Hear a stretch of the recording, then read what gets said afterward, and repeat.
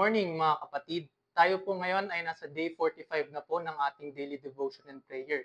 Ang title po ng ating devotion for today ay Enduring Hardships. Ang key verse for today po natin ay matatagpuan sa 2 Timothy chapter 2 verse 3. Ang sabi po, "Join with me in suffering like a good soldier of Christ Jesus." Ngayon po, meron po tayong 3 points na pagre-reflect. Ang una po ay recognizing the challenges. Acknowledge po natin ng evangelism po may involve hardships po. Continually pray lang po tayo for strength para po malagpasan po natin lahat ng hardships na pwede po nating daanan kapag tayo po ay mag-share ng good news sa ibang tao po. Kung tayo po ay magre-reflect sa ating mga buhay, tayo po ay parang on our vantage point po nowadays dahil po malaya po tayong makapagpahayag ng salita ng Diyos. Unlike po dun sa panahon ni Jesus or sa post-resurrection niya po, sa mga panahon ng kanyang apostles po or disciples, wherein pinapersecute po sila kapag nagpapahayag po sila ng kanilang faith kay Jesus. Meron pong kinukulong, pero po ginawa po nilang opportunity yon para makapag-share pa rin po ng gospel. Meron naman pong sinasaktan physically, or meron naman pong pinapatay. So nowadays po, kung tayo po ay magre-reflect, ano ba po ang mga challenges na kino-consider na pwede po nating harapin? Meron po tayong personal problems or yung willingness po natin makapag-share ng good news sa ibang tao dahil na rin po sa gawa ng business natin sa pang-araw-araw na pamumuhay natin, or takot tayo, may doubt tayo, afraid tayo ma-judge ng ibang tao. Pangalawa po, yung shesharan natin ng gospel. Maaari po dahil alam po natin kung gaano na po katatag yung kanilang paniniwala sa buhay. Sobrang firm, sobrang tigas na po ng kanilang puso. Pero yun nga po, pag binababad naman po natin sa prayers, walang imposible sa Panginoon. And gagalaw at gagalaw po ang Panginoon sa kanilang pamumuhay, and makikita po nila yung goodness ni God. Pangatlo po, rampant advancement of technology po. Mapapansin po natin ngayon, sobrang lakas po ng technology sa pag-influence ng tao dahil nandun na po lahat ng interest po natin, makikita po natin. Pero pwede rin naman po natin gawing way yon para makapag-share ng gospel. Pero yun nga po, yun ay challenge din po sa ating mga kapatid sa pag-share po ng gospel dahil pwede po tayo madistract ng technology. And yun nga po, laman niya na po yung mundo eh. Makikita niyo na po yung lahat ng in-offer ng mundo, makikita niyo na po sa technology. And yun po, maaari po nating i-consider yung mga yon as challenges, but as what I have said earlier, wala pong imposible sa Diyos kapag binabad po natin sa prayers yung pag-evangelize po natin sa ibang tao. Dapat po maging mabuting influence po tayo sa ating mga kapwa. Hindi po yung sila yung nang i-influence sa atin. Meron po tayong mga verses na magse-serve as motivation po or encouragement para po tayo ay patuloy na maging mabuting halimbawa or example, influence sa ating mga kapwa para mas mabilis natin or mas magaan or makita nila sa atin yung kaluwalhatian ng Diyos. Meron po tayong Matthew 5:13-16. Ang summary po noon ay, "We are the salt and light of the world." Tayo po ay asin at ilaw ng mundo.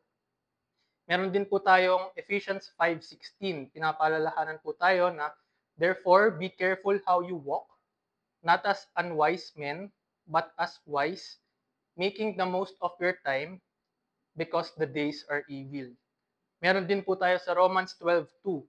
"Do not conform to the pattern of this world, but be transformed by the renewing of your mind, then you will be able to test and approve what God's will is. His good, pleasing, and perfect will." Pangalawa pong punto na ating pagbubulay-bulayan sa umagang ito ay staying committed to the mission. Tayo po ay patuloy na manalangin para po sa resilience and perseverance in face of opposition or discouragement. ask God to keep you focused on your mission. Kung meron po tayong ini-aim na sharean ng gospel or gusto po natin yung magpahayag ng kabutihan ng Diyos sa ating kapwa, wag po tayong sumuko or let us not lose hope. Wag natin sukuan lahat po ng tao na in winning their souls. God will help us and will empower us with His Holy Spirit. His presence will always be with us. And yung conviction po ng Holy Spirit na shasharan po natin, si God na po ang bahalang pumilos. Sabi nga po nila, ikaw na po ang magtanim and hayaan mo na si God ang pumilos sa kanyang buhay. Ayan po. Meron din po tayong mga verses na pwedeng maging reminder or words of encouragement po para po harapin po natin and maging stay committed po tayo sa ating mission. Makita po sa Romans 8:31, if God is for us, who can be against us? Meron din po sa Matthew 28:20, and surely I am with you always to the very end of the age. And meron din po tayo sa Isaiah 41:10, so do not fear, for I am with you. Do not be dismayed, for I am your God. I will strengthen you and help you. I will uphold you with my righteous right hand. And sa panghuling puntos po ng ating reflection for today ay encouraging others. Look for ways to support fellow believers who are also facing challenges in their evangelism efforts. Pray for them as well. Sabi po sa 1 Thessalonians 5:11, therefore encourage one another and build each other up, just as you are doing. Ayan, magpalakasan po tayo mga fellow believers sa pagharap po ng ating mga daily challenges sa buhay and sa pag-share po ng gospel sa ibang tao sa kapwa po natin and maging mabuting halimbawa po tayo para po makita po nila sa atin yung kaluwalhatian ng Diyos and ma-curious po sila kung ano po yung merong Diyos po tayo. And eventually po, dun sa curiosity na yon mag-blossom po yon sa pag-accept din po nila kay Jesus Christ as their Lord and Savior. Tayo po ay manalangin. Lord Jesus Christ, thank you po sa araw na ito na inyong pinagkaloob po para po sa bawat isa. Lord, thank you po sa magandang umaga, sa panibagong araw at panibagong buhay na inyong pinagkaloob po para po sa amin. Thank you po sa inyong salita and sa aming devotion for today po ay enduring hardships.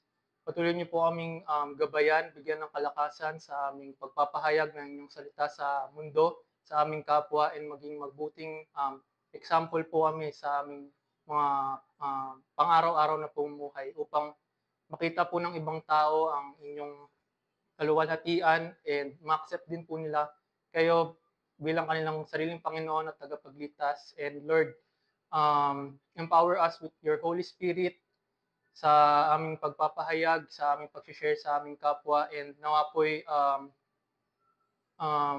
maging successful po ang aming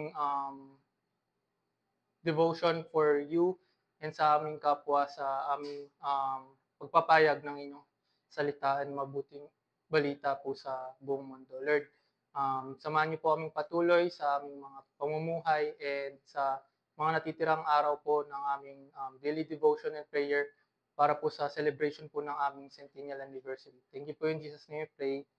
Amen.